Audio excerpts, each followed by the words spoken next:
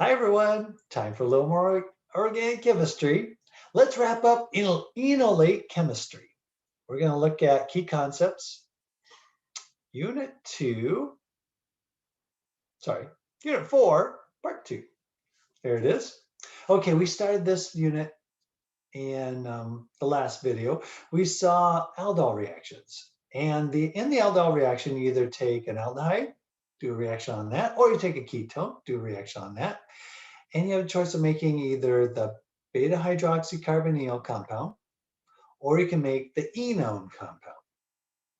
Okay, so, and you can also do a mixed aldol reaction. There's 2 special cases you have to be aware of. Okay, so that was at the conclusion of the last video. Let's wrap up part 2 here by talking about the Claisen condensation reaction, as well as the Michael reaction. Claisen is first. So, aldol is either an aldehyde or a ketone. Claisen takes an ester. There you go. And it's a little bit more different than the aldol reaction. What we're going to do, let's say we take this typical ester, and we're going to make an enolate out of it. So you need a base. And if you have an ester, you want your base to match that ester. So an oxygen with an ethyl group, yeah, that'll be our base. A negatively charged oxygen with an ethyl group. That's step 1. And after we see the mechanism, it'll make sense as to why in this reaction we need to add an acid catalyst to quench the base at the end.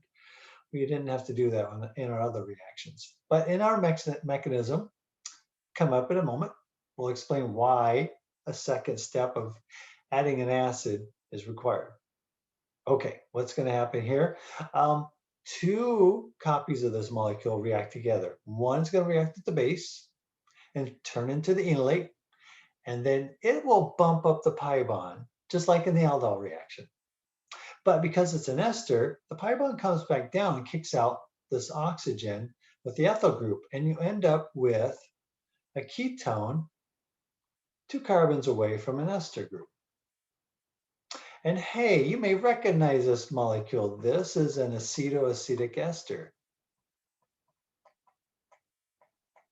And in fact, you can use a Claisen condensation reaction to get the starting material for the acetoacetic ester synthesis reaction. That was in our unit 4 part 1 video. It's kind of going full circle here.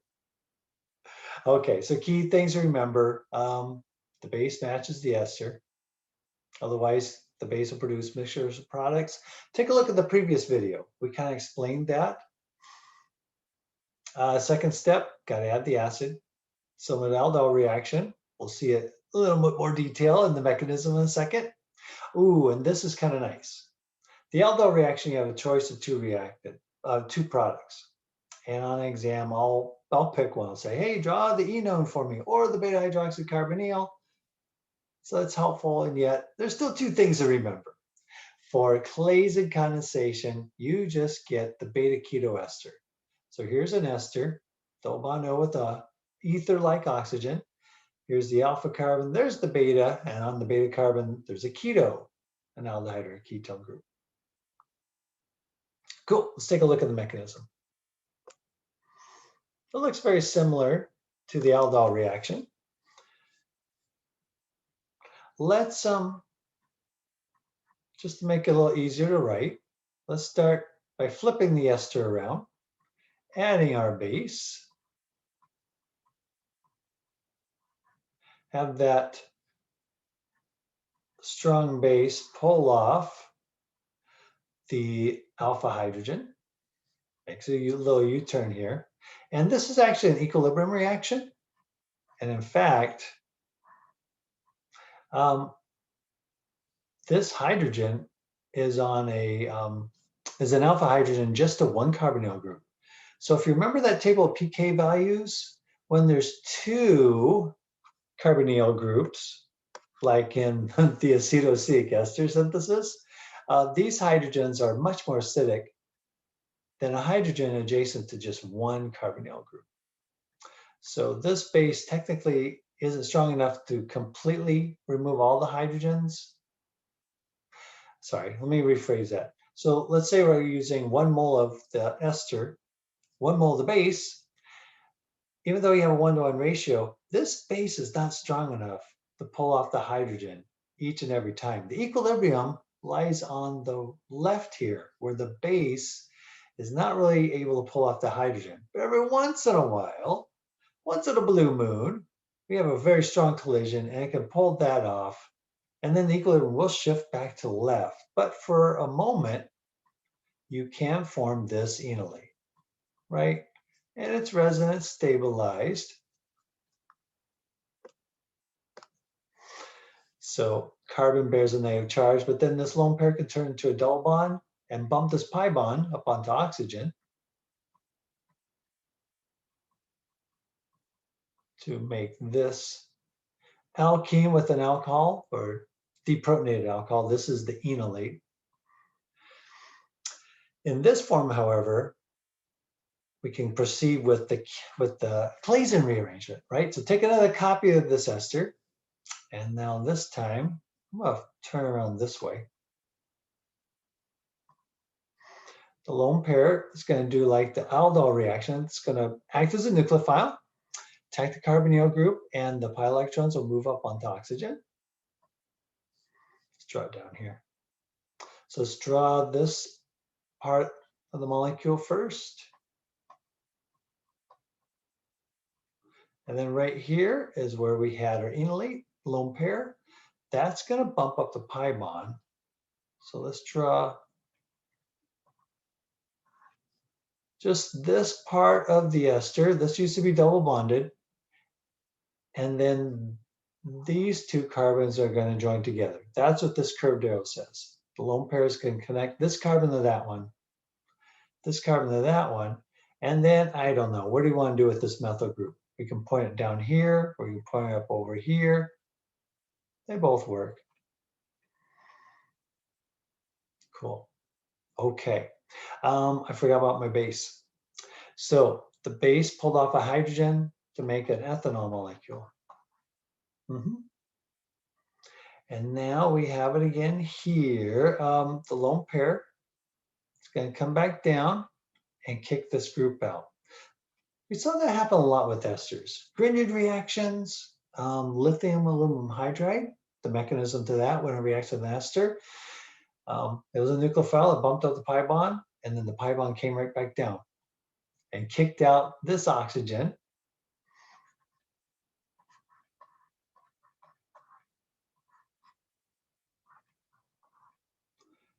And then I'm going to move this methyl group to the other side. You could leave it here on the exam if you wanted to. And then, because this bond broke, but you know what? This carbon, as it goes to this product, it's sp2 hybridized. The bond angle should be 120. So that's a more realistic shape, having this methyl group swing to the other side. And then this group leaves. And we get our base back. And this is the actual product. If you want to stop here, you can. Can you? No, we have to explain why. Sorry, I take that back. We have to explain why you have to add acid in a second step. Well, here's what's going on. If this base can sometimes pull off a hydrogen when it's adjacent to one double bond oxygen, that same base is going to be much more effective at removing this alpha hydrogen because it's in between two carbonyl groups. There's more resonance structures that allow this hydrogen to leave to form this enolate. So the actual product is not this, but the enolate of it.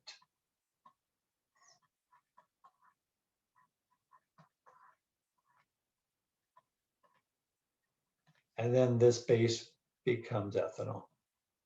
Okay, this is the, and these all technically should be double-headed equilibrium arrows. You don't have to write that on exam. And this is the actual product.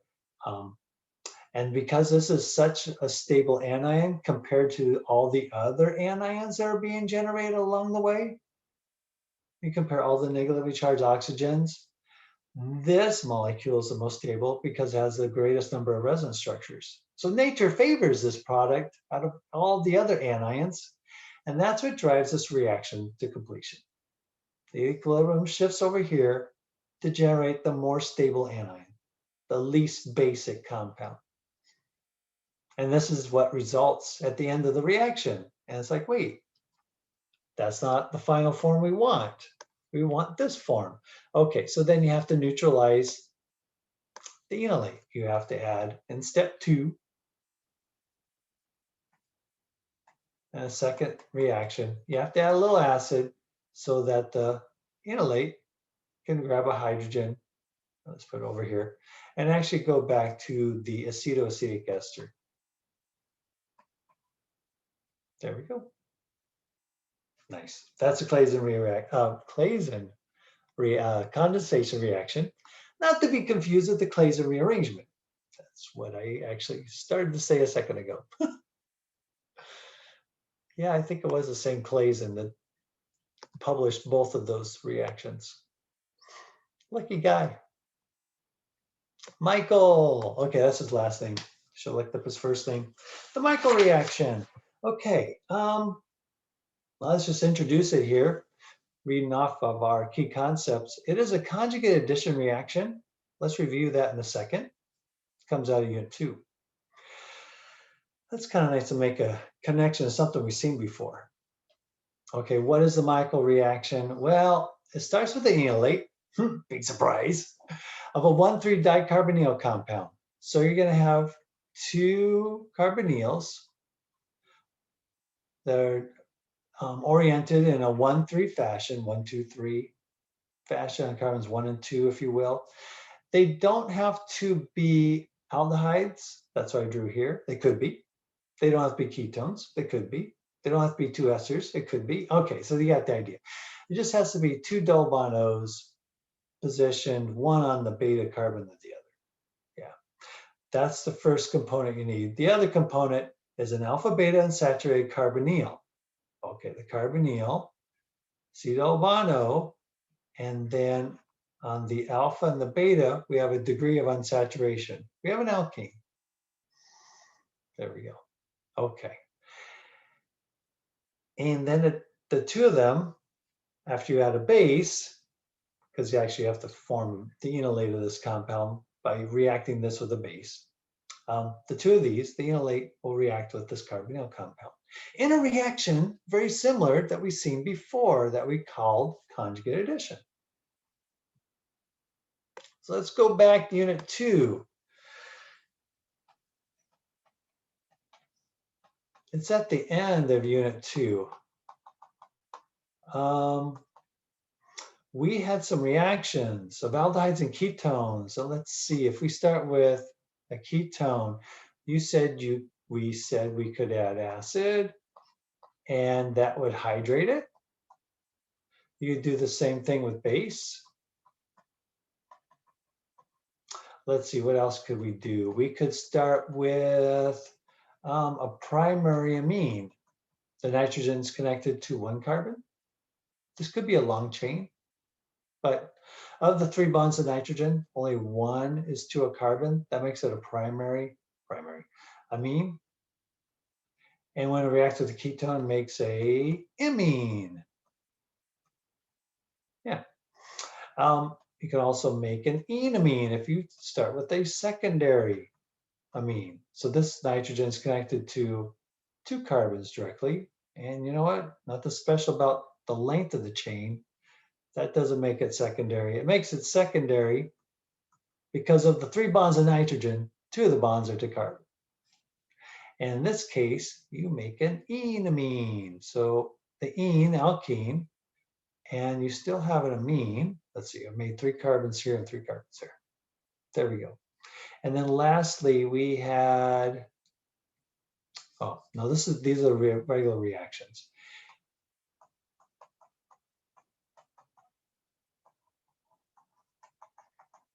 And then what we said at the very end of unit 2 is like, oops, watch out for some special cases.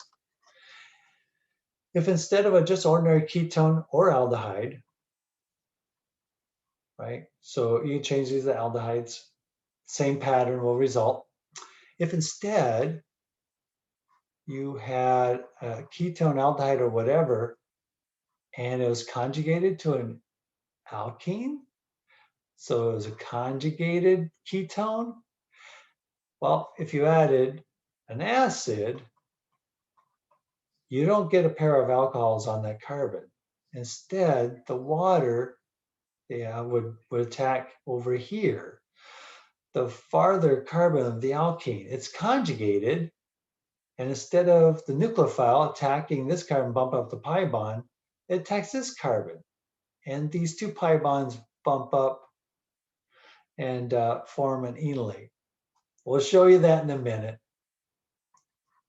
But for now, just kind of remember that when you have a conjugated ketone, you didn't see the normal pattern.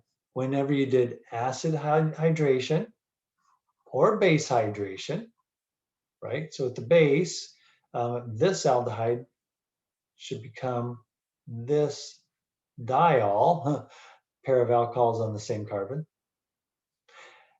That's what will happen if it's not conjugated. But when it is, then you have hydration reactions happening over here to form an alcohol. And the ketone survives. Same thing here. If you have a ketone and you add your primary amine, we're expecting the enamine, double bond to nitrogen, but not when it's conjugated. At the end of the alkene is right here, so that's where the nitrogen attacks. And nitrogen, you keep your carbons. Same is true if we have a secondary amine. Normally we expect the enamine here, enamine, ketone goes that way, but no, it's conjugated, right? Pi bond, single bond, pi bond, double, single, double, conjugated. Yep, so instead of the nitrogen attacking this carbon, bump up pi bond, going through a lengthy mechanism to make a double bond to nitrogen that then rearranges to the enamine. Go back to unit 2 if you want to see that mechanism again. Instead, it attacks the alkene carbon farthest from the ketone, the carbonyl group. Ketone survives, and on that carbon, you attach the nitrogen, and it still has the 2 ethyl groups. And then finally, there was another reaction that involved conjugate addition. Here, I'll switch to an aldehyde. Nothing special about ketones. These all could be aldehydes. Same pattern would result. You can add a Gilman reagent. And I think you need it. You do. You need an acid afterwards. So let's say our Gilman has 2 of these attached to copper and lithium. Remember the Cooley reagent? We kind of nicknamed that. Right, so one of these methyls will attack here. So it attacks here on this chain of 3 carbons, and the aldehyde survives. Okay, that was a review. Some conjugate addition reactions. The main idea is that all of these reagents are nucleophiles because somebody's got a lone pair. Oh, this one, you have to draw the resonance structure. Maybe I'll squeeze it over here. So there's 2 methyl groups that are carbanions connected to copper, which is a +1 ion. And then there's a lithium counterion so that altogether the charges are balancing. And so the methyl group of the lone pair acts as nucleophile, bumps up the pi bond here. And all we're doing with the Michael reaction is saying, hey, instead of these small molecules bearing a lone pair, let's use an enolate instead.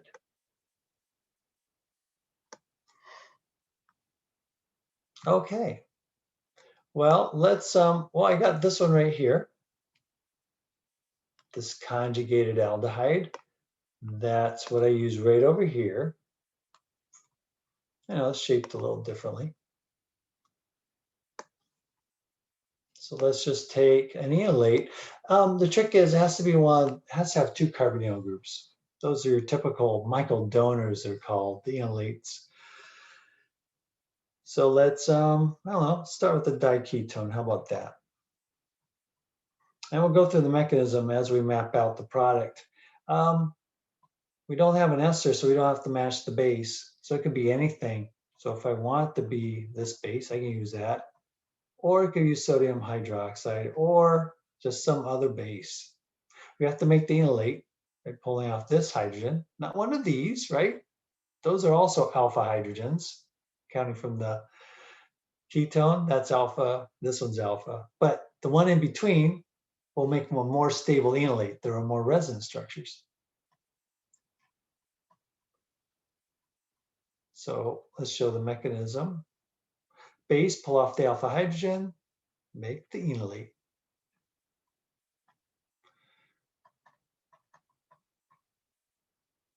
And then, so the base became the conjugate acid here. And then now bring in your unsaturated, alpha beta unsaturated carbonyl. We had lots of choices over here. Alpha beta unsaturated carbonyl. So here's a carbonyl group, ketone, and alpha beta is unsaturated. Here's my ketone, alpha and beta unsaturated. Here's my aldehyde, still a carbonyl, alpha beta unsaturated.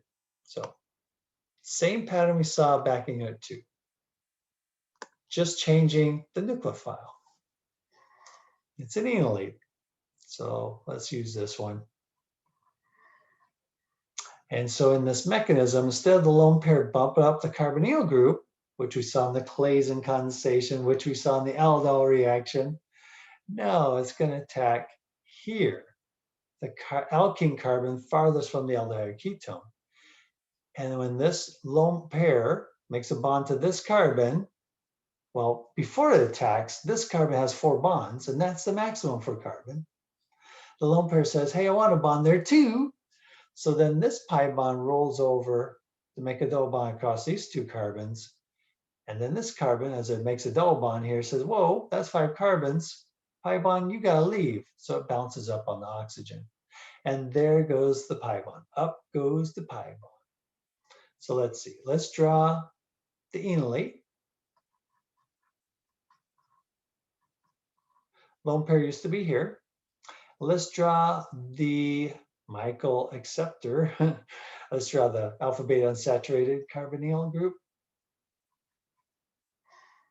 Okay, this carbon is the last of the alkene carbon, and that's what we're connecting to get. Lone pair connects this carbon to this one, this carbon to that one, and then double bond went here, and lone pair went up here, and this is an enolate, right? Alkene, the ene, and then the ol, the alcohol, but it's the anion of the alcohol. Okay, now we have a couple options on our mechanism. A lot of textbooks say, hey, this alcohol molecule comes over here and donates, how it works? Yeah, donates a hydrogen to quench this, and then this will become a base and pull this hydrogen off. This hydrogen is an alpha hydrogen. It's in between 2 carbonyl groups. So it's much more acidic than if you put a hydrogen on here. So another way of showing that is just have this negative charge to, well, let's make this a carbonyl. So let's have the lone pair come down to make a double bond, and then these pi electrons will grab this hydrogen, and then this one makes a U-turn. So let's draw this top part. We'll put it over here. And let's draw these 3 carbons in the oxygen. 3 carbons in the oxygen. And then we have this single bond here to connect the 2. Okay, now let's follow the curved arrows and see what becomes of the other bonds. This bond was a single bond, but the pi electrons came back to make a double bond. The lone pair came down to make a double bond. This bond had a double bond, but these electrons left to grab a hydrogen. So technically, this pi bond attached another hydrogen here.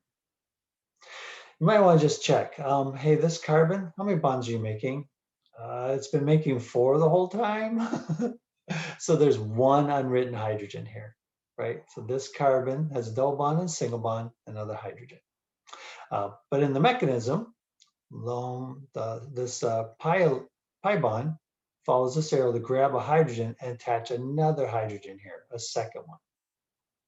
So there was one before, now there's a second one. Okay, that hydrogen came from here, attached to that bond, but this bond stays back as a lone pair. And now we have a resonance stabilized enolate. And then we think we're done, but we're not. This is the stable product. We have to add hydrogen ion, an acid, that neutralizes charge. So enolate, go grab that hydrogen, and then we get the final product of our Michael reaction.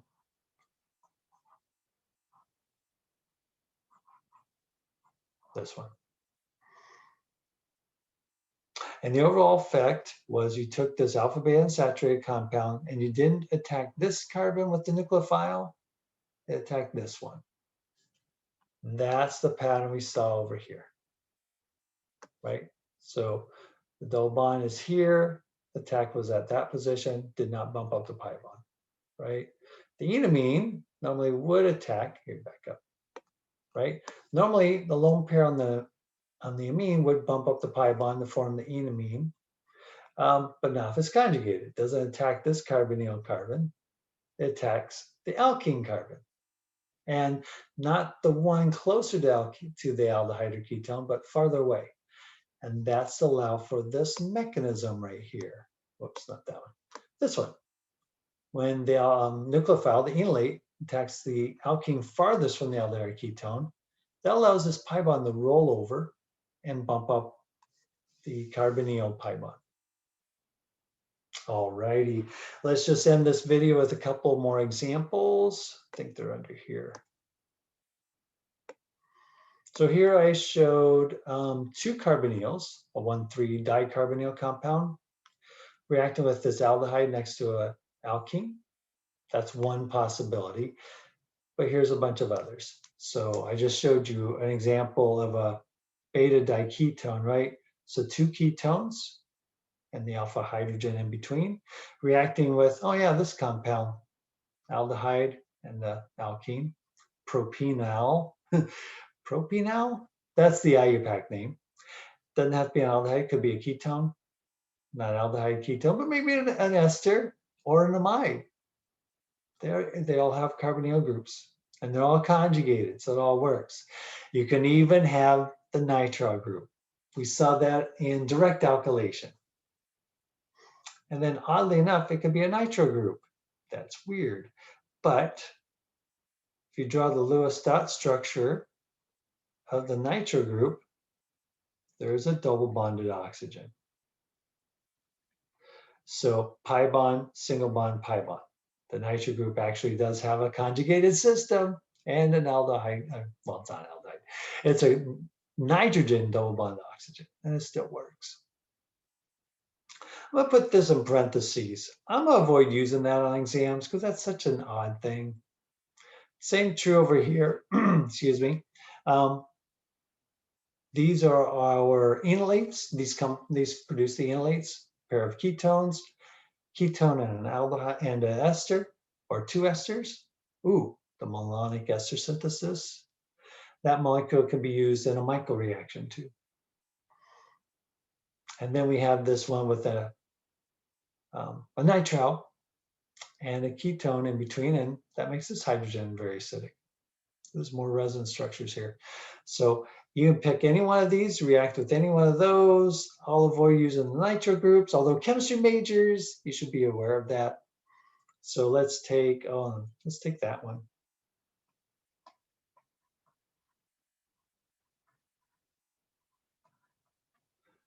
And then we want to make the enolate, remove the hydrogen. This time we have an ester. So use a base that matches the ester.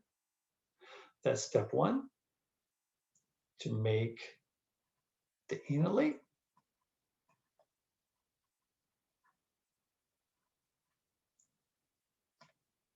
And then step two, bring in your Michael acceptor, your alpha beta unsaturated carbonyl. That could be any one of these. Oh, doesn't have to be length 3 carbons. It could be a lot longer.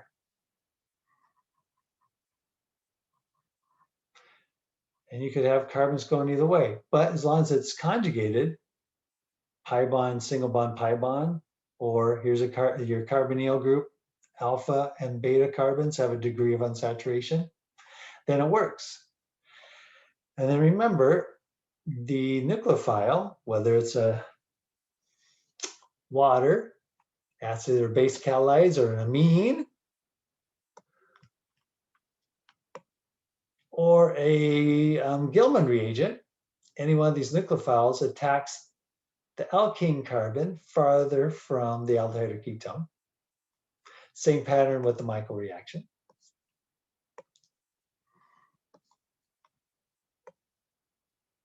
Oops, it's over there.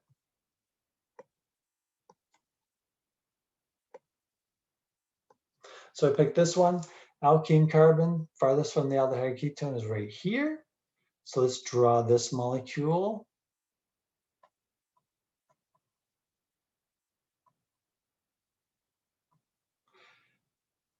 The enolate is here. This lone pair is going to attack this carbon, bump everything over. So let's draw everything over here. Oh, that's weird. So this carbon's right here. They attach together. I'm not showing the mechanism, I'm just showing the products. Step 3, add the acid. And that's just going to connect the enolate carbon to that alkene carbon farthest from the aldehyde ketone. And the aldehyde ketone is going to survive. There you go. And now you could substitute this molecule for any one of these or anything similar to it. This could be substituted out with any one of those. Same pattern. Hey, on Canvas, I have some more examples. And there's a handout which I believe maps out the mechanism for at least 3 Michael reactions, just so you can see the pattern a little more clearly.